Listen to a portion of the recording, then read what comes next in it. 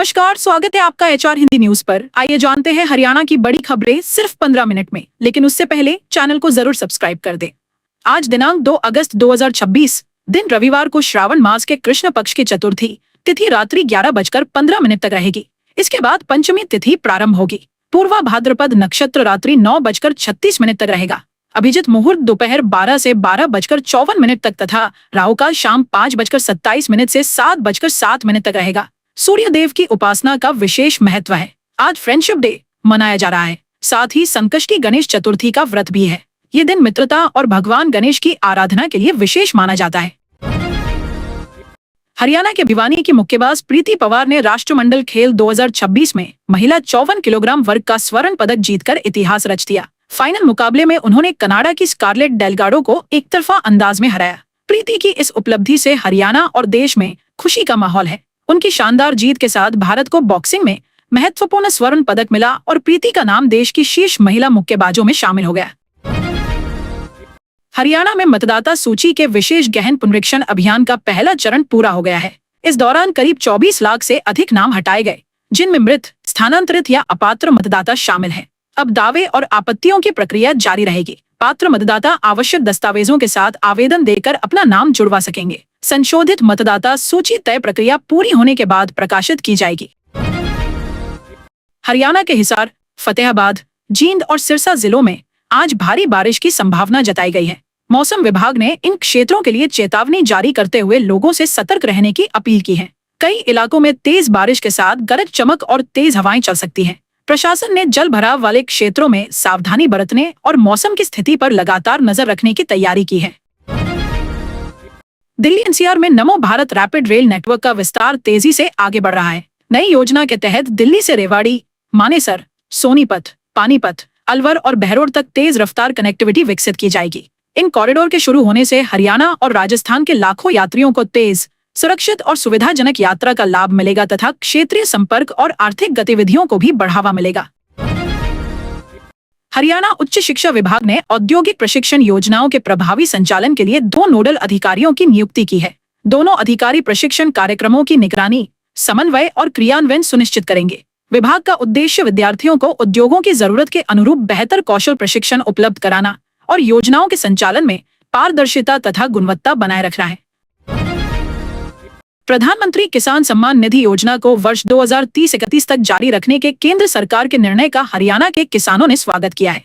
योजना के तहत पात्र किसानों को हर वर्ष 6,000 रुपए की आर्थिक सहायता मिलती रहेगी। किसानों का मानना है कि इससे खेती के खर्च में सहूलियत मिलेगी और कृषि कार्यों को आर्थिक मजबूती मिलेगी। हरियाणा कांग्रेस विधायक नरेश सेलवाल ने विशेष गहन पुनरीक्षण अभियान को लेकर भाजपा पर फर्जी वोटर जोड़ने और मतदाता सूची में गड़बड़ी के आरोप लगाए हैं। उन्होंने निष्पक्ष जांच की मांग करते हुए कहा कि पात्र मतदाताओं के नाम नहीं कटने चाहिए और पूरी प्रक्रिया पारदर्शी तरीके से पूरी होनी चाहिए। इस मुद्दे को लेकर प्रदेश की राजनीति में बयानबाजी तेज हो गई है। हरियाणा के हिसार निवासी रोहतास सैनी ने ऋषिकेश स्थित नीलकंठ महादेव मंदिर तक दंडवत यात्रा पूरी कर आस्था की मिसाल पेश की है। उन्होंने लंबी दूरी तय करते हुए कठिन मार्ग पर श्रद्धा के साथ यात्रा पूरी की। मंदिर पहुंचने पर उन्होंने भगवान शिव के दर्शन कर पूजा अर्चना की। उनकी इस अनोखी यात्रा को देखने के लिए रास्ते भर बड़ी संख्या में श्रद्धालु भी जुटते रहे। हरियाणा सरकार ने राज्य के छोटे शहरों में सुनियोजित विकास को बढ़ावा देने के लिए नई आवासीय कॉलोनियां विकसित करने की योजना बनाई है। इसके तहत 66 छोटे शहरों में 50 से लेकर 250 वर्ग मीटर तक के आवासीय प्लॉट विकसित किए जाएंगे। योजना का उद्देश्य अनधिकृत कॉलोनियों पर रोक लगाना, बुनियादी सुविधाओं के साथ व्यवस्थित शहरी विस्तार सुनिश्चित करना और लोगों को नियोजित आवास उपलब्ध कराना है। कॉमनवेल्थ गेम्स 2026 की बॉक्सिंग प्रतियोगिता में हरियाणा के मुक्केबाजों ने शानदार प्रदर्शन करते हुए फाइनल में जगह बनाई है। भारतीय टीम के 10 फाइनलिस्ट में 7 खिलाड़ी हरियाणा से हैं। प्रीति पवार, अंकुश पंघाल और सचिन सिवाज सहित कई मुक्केबाज स्वर्ण पदक के लिए चुनौती पेश करेंगे। खिलाड़ियों की इस उपलब्धि पर मुख्यमंत्री नायब सिंह सैनी ने बधाई देते हुए उनके प्रदर्शन की सराहना की और राज्य के लिए इसे गर्व का क्षण बताया। पंजाब एवं हरियाणा हाई कोर्ट ने महत्वपूर्ण फैसला सुनाते हुए कहा है कि जांच में क्लीन चिट मिलने मात्र से किसी आरोपी पर चल रही न्यायिक कार्यवाही स्वतः समाप्त नहीं हो जाती। अदालत ने स्पष्ट किया कि यदि ट्रायल कोर्ट के सामने पर्याप्त आधार मौजूद है तो मुकदमा जारी रह सकता है। अदालत ने कहा कि आरोप तय करने और सुनवाई आगे बढ़ाने का अधिकार संबंधित ट्रायल कोर्ट के पास सुरक्षित रहता है। हरियाणा के जींद जिले के एक गांव में प्रेम विवाह कर उसी गांव में शादी करने वाले जोड़ों के प्रवेश पर रोक लगाने का फैसला लिया गया है। ग्रामीणों ने पंचायत में यह निर्णय लेते हुए कहा कि गांव की परंपराओं के अनुसार ऐसे विवाह स्वीकार नहीं किए जाएंगे। पंचायत के फैसले के बाद इस मुद्दे को लेकर क्षेत्र में चर्चा तेज हो गई है और मामला सामाजिक बहस का विषय बन गया है। हरिद्वार कांवड़ यात्रा में इस बार हरियाणा से सबसे अधिक शिव भक्त पहुंच रहे हैं। यात्रा मार्गों, शिविरों और प्रमुख घाटों पर हरियाणा के कांवड़ियों की बड़ी संख्या दिखाई दे रही है। प्रशासन ने श्रद्धालुओं की सुविधा के लिए सुरक्षा, यातायात, चिकित्सा और पेयजल सहित विभिन्न व्यवस्थाओं को मजबूत किया है। लगातार बढ़ रही भीड़ को देखते हुए यात्रा मार्गों पर निगरानी भी बढ़ा दी गई है। अंतर्राष्ट्रीय कबड्डी खिलाड़ी शीलू बलहारा की पत्नी ने रोहतक में फंदा लगाकर आत्महत्या कर ली। घटना की सूचना मिलते ही पुलिस मौके पर पहुंची और शव को कब्जे में लेकर पोस्टमार्टम के लिए भेज दिया। पुलिस ने परिजनों के बयान दर्ज करने के साथ मामले की जांच शुरू कर दी है। घटना के बाद परिवार और आसपास के लोगों में शोक का माहौल है। बहादुरगढ़ के रेलवे रोड पर एक ही रात में कई दुकानों के ताले तोड़कर चोर हजारों रुपए का सामान और नकदी चोरी कर ले गए। सुबह दुकानदारों के पहुंचने पर घटना का पता चला, जिसके बाद पुलिस को सूचना दी गई। पुलिस ने मौके का निरीक्षण कर साक्ष्य जुटाए और आसपास लगे सीसीटीवी कैमरों की फुटेज के आधार पर आरोपियों की तलाश शुरू कर दी है। हरियाणा सरकार छोटे शहरों में योजनाबद्ध तरीके से नई कॉलोनियां विकसित करेगी ताकि अनधिकृत कॉलोनियों पर प्रभावी रोक लगाई जा सके। प्रस्तावित योजना के तहत 66 छोटे शहरों में आवश्यक बुनियादी सुविधाओं के साथ आवासीय क्षेत्र विकसित किए जाएंगे। इससे लोगों को नियमानुसार प्लॉट उपलब्ध होंगे और शहरी विकास को व्यवस्थित रूप से आगे बढ़ाने की दिशा में काम किया जाएगा। महेंद्रगढ़ जिले में ग्राम पंचायत सहित 9 किसानों के खेतों से करीब 36,000 रुपए मूल्य की बिजली केबल चोरी होने का मामला सामने आया है। चोरी के कारण सिंचाई कार्य प्रभावित हुआ। किसानों ने पुलिस में शिकायत दर्ज कराई, जिसके बाद पुलिस ने मामला दर्ज कर जांच शुरू कर दी और आरोपियों की तलाश की जा रही है। भारतीय सेना के सूबेदार नवीन कालिया ड्यूटी से अपने पैतृक गांव गोठरा लोहारू पहुंचे तो ग्रामीणों ने उनका गर्मजोशी से स्वागत किया। गांव में फूल मालाओं और ढोल नगाड़ों के साथ उनका अभिनंदन किया गया। बड़ी संख्या में ग्रामीण, युवा और बच्चे स्वागत कार्यक्रम में शामिल हुए। सूबेदार नवीन कालिया ने सभी का आभार व्यक्त करते हुए युवाओं को देश सेवा के लिए प्रेरित किया। हरियाणा में IDFC फर्स्ट बैंक से जुड़े बहुचर्चित सरकारी धन गबन मामले में जांच एजेंसियों की कार्रवाई तेज हो गई है। करीब 645 करोड़ रुपए के सरकारी धन के कथित गबन की जांच के दौरान कई बैंक खातों, वित्तीय लेन देन और संबंधित व्यक्तियों की भूमिका की पड़ताल की जा रही है। मामले में पहले भी कई गिरफ्तारियां हो चुकी हैं और अब जांच का दायरा अन्य जुड़े पक्षों तक बढ़ाया जा रहा है। फतेहाबाद में श्री विश्वकर्मा कौशल विश्वविद्यालय का क्षेत्रीय केंद्र स्थापित किया जाएगा। मुख्यमंत्री नायब सिंह सैनी ने बताया कि इससे युवाओं को स्थानीय स्तर पर आधुनिक तकनीकी और कौशल आधारित शिक्षा मिलेगी। कॉमन एलिजिबिलिटी टेस्ट पास करने वाले बेरोजगार युवाओं के लिए रोजगार और कौशल विकास से जुड़ी नई योजनाओं को भी आगे बढ़ाया जाएगा, जिससे उद्योगों की जरूरत के अनुरूप प्रशिक्षित मानव संसाधन तैयार हो सके।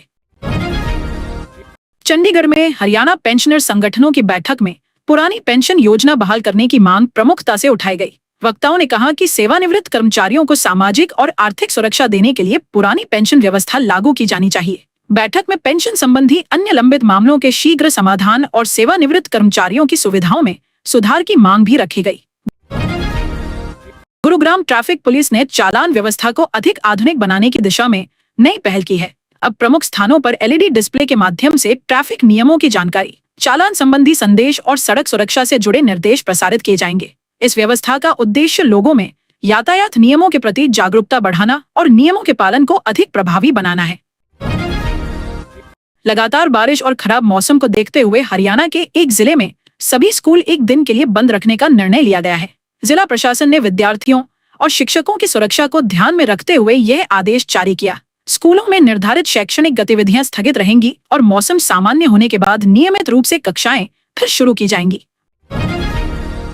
पंचकूला में हरियाणा सरकार ने ग्रुप D के नए चयनित कर्मचारियों के लिए इंडक्शन कार्यक्रम आयोजित किया। मुख्यमंत्री नायब सिंह सैनी ने नियुक्त कर्मचारियों को ईमानदारी, पारदर्शिता और जनसेवा की भावना से कार्य करने का संदेश दिया। कार्यक्रम के दौरान विभिन्न विभागों में नियुक्त कर्मचारियों को प्रशासनिक कार्यप्रणाली, जिम्मेदारियों और सेवा आचरण से संबंधित महत्वपूर्ण जानकारी भी दी गई।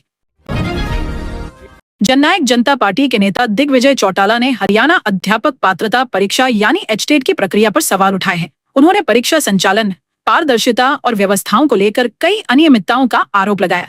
उन्होंने परीक्षा प्रक्रिया की निष्पक्ष जांच कराने और अभ्यर्थियों की शिकायतों का समाधान सुनिश्चित करने की मांग उठाई है। हरियाणा में मानसून की बारिश सामान्य से कम रहने के कारण कई जिलों में सूखे जैसे हालात बनने लगे हैं। सिरसा, जींद और रोहतक सहित कई क्षेत्रों में वर्षा की कमी दर्ज की गई है। मौसम विभाग ने कुछ इलाकों के लिए येलो अलर्ट जारी किया है और आने वाले दिनों में बारिश की संभावना जताई है, जिससे किसानों को राहत मिलने की उम्मीद बनी हुई है।